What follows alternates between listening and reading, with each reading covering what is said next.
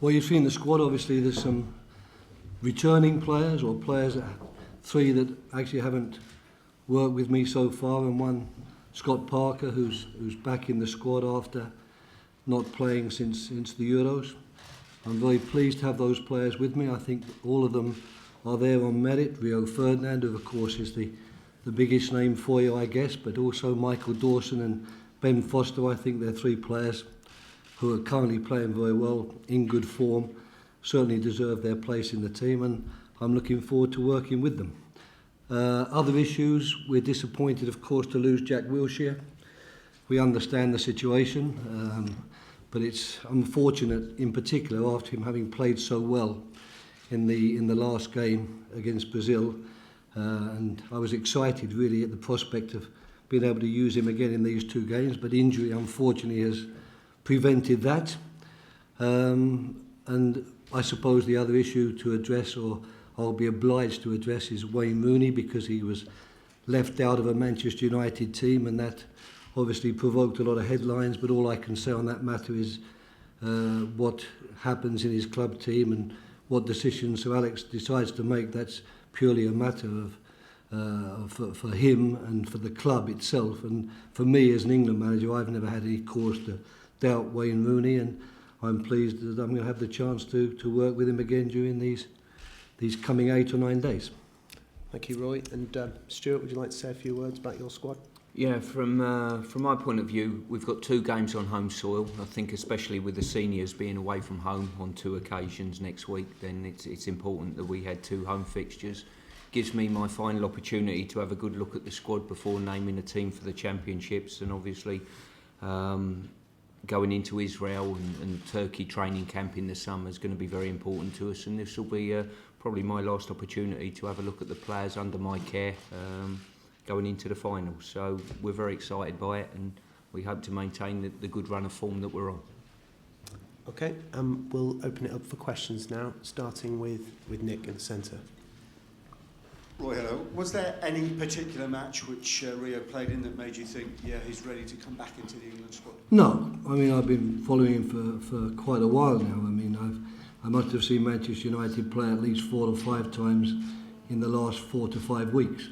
And obviously he's playing well. His team is doing extremely well. And I just think that this is the moment to select him, because he certainly deserves it on his current form. And I'm hoping that he'll help us win the 2 matches, because that's the most important thing for us. We need to move forward, and at the moment I'm convinced that he is the man who can help us do that. You've said before that a player like him you wouldn't bring into the squad just to have in the squad. You'd see him as a potential starter in Podgorica, would you? Yes, I still stick with that. Obviously, you know, a player of Rio's calibre and also of Rio's age, you don't necessarily bring them into a squad as backups or as players, you know, for a long-term future. You bring them into the squad or the team because you hope that they're going to make the team better and give you a better chance of winning. So it wouldn't take too much guesswork to work out that now he's in the squad. He's in the squad in order to play and not just to make up the numbers. Do you see this as a short-term pragmatic solution, or do you feel that actually Rio could play quite a few more times for England now? I'm sure he could. I mean, like all players that you select them because you think that they are capable of doing the job that you want them to do. Now, in the past, I've chosen other players, but at the moment, I think Rio is the right man to help us, certainly in these games and probably games ahead. But who knows what the future holds? I can't make guarantees for the future. 2014 is a long way off, but if Rio Ferdinand is still playing like he is at the moment, in 2014 he's going to be a major candidate for a place in the squad. Did you speak to him personally to say that? No, I haven't spoken to any of the players personally. Quite frankly, I don't think that's necessary. I've understood on the moments when I've not selected him that he's been disappointed and has wanted to play. So I'm presuming and hoping that he's happy now that I have selected him, and that he'll be looking forward to coming back into the squad and meeting up with the players and working with us just as much as we're looking forward to working with him. Will you speak with Rio and say Ashley Cole, for example, there had been 1 or 2 issues between them? Well, they were very good friends from what I understand, but you know, we're talking about an England football team here. You know, we're not talking purely individuals. You know, I would expect the pair of them to do their jobs for England. You know, Ashley to play as well as he plays at left back, and Rio to do his job at centre back. I don't envisage any problems. If there are any, I'll have to deal with them. But I'm rather hoping that the long-term friendship will re-emerge, and any unfortunate incidents along the way will be quickly forgotten.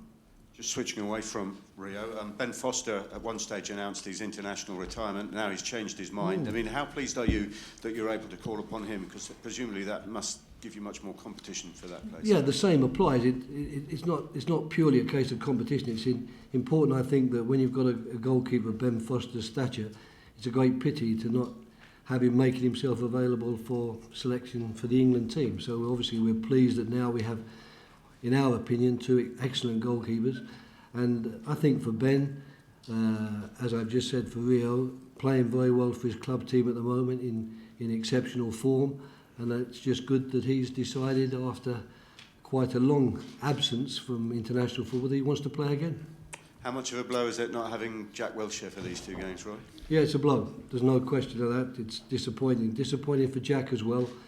You know, he'd enjoyed a good spell of playing regularly after such a long layoff. Did so well, of course, first in a cameo appearance against Sweden, but then against Brazil, got the Man of the Match award. To suddenly find that we can't use him again, it's a major blow, I suppose. But having said that, these things happen. You know, injuries occur in football. We've got to be prepared for that. We've still got a very, very strong squad. We've still got a very, very good list of players, and I'm expecting, in his absence, someone to play equally as well. Scott Parker, you've brought back now that he's fit again. He hasn't played, of course, since the Euros. I mean, he's experienced. How important do you feel experience will prove to be for these two games, particularly the away game in Montenegro? Experience is always very important, I think. And, you know, in an ideal team, you have a mixture. You have a mixture of experience and youth. You know, the two, if you can blend them together, and you look at all the good teams, you know, there's a number of players who have got a lot of games behind them, and perhaps a few who are making their way in the game. So I'd like to think that the England team at the moment does strike a balance between experience and youth, but I certainly would never decry the importance of experience, because it's something you can't buy. The only way you get it is by playing the games and getting you know, the results hopefully on your CV. And no Julian Lescott in this squad. Is that injury or a selection decision? No, it's been difficult for me. I mean, obviously Julian Lescott and Phil Jagielka have done an excellent job, but I mean, Phil's injured, and of course Julian, unfortunately at the moment, is playing so little football that, quite frankly, with Michael Dawson playing as he's playing, I felt it was right to include him on this occasion, and that's really, I suppose you could say, at the expense of Julian, because Rio's come back into the squad and Smalling and Cahill are still there. Just finally, from me, can you just describe how important you feel these two qualifiers are, but in particular the Montenegro one?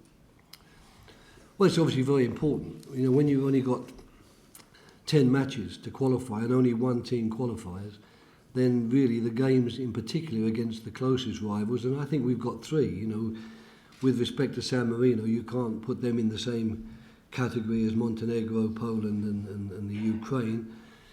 So when we play against those teams, the result is of vital importance. I still don't think necessarily that it's decisive at this stage. You know, with 4 matches left to play, I would refute the idea that it's going to be decisive, whatever we do. But it is important to play well, and it's important to go and get a result there. And whether a good result's a draw because they're an exceptional team, or a win because we're much better, we'll wait and see. That will be decided on the field. But we go there to win, and if we can win there, of course, we do help our cause and make the autumn that little bit easier, perhaps. Sorry, can I just ask one very last one, I promise. As England manager, how do you view the fact that there are now no Premier League teams left in the Champions League? Is it a wake-up call, as Arsene Wenger was suggesting, for the Premier League? Or is it just actually a bit of a bonus for you that some of your players will have less games to worry about? Well, I'm obviously sad that you know, both teams, Manchester United and Arsenal in particular, went out as they did, because I think both of them did so well, really, and to go out like the Arsenal did on away goals, and like Manchester United did on a refereeing decision, you know, you can never be happy when those situations occur. I honestly don't think that either Manchester United or Arsenal have got any reason to be particularly deflated by their performances. And, you know, Real Madrid and Bayern Munich are two of the best club teams in the world. It's not like you're going out to a team that's not in your ballpark. But it would have been nice, I think, to have English teams still in the competition. I certainly don't see it, as you suggested selfishly, that, well, that helps England because the players are playing a bit less. I like the players to play in these games. And certainly as an England manager, I think you're going to benefit by players playing at that very, very high level of competition, because you know if your players can go out and do well against the likes of Real Madrid and Bayern Munich, they should be capable of going out and playing well against the international opposition we meet in our group. Okay, Richard Conway. Right, can I just ask about how you asked Rio to come back into the squad, what his reaction was, and if he had any questions, or was he apprehensive in any way about accepting your request? I haven't spoken to him.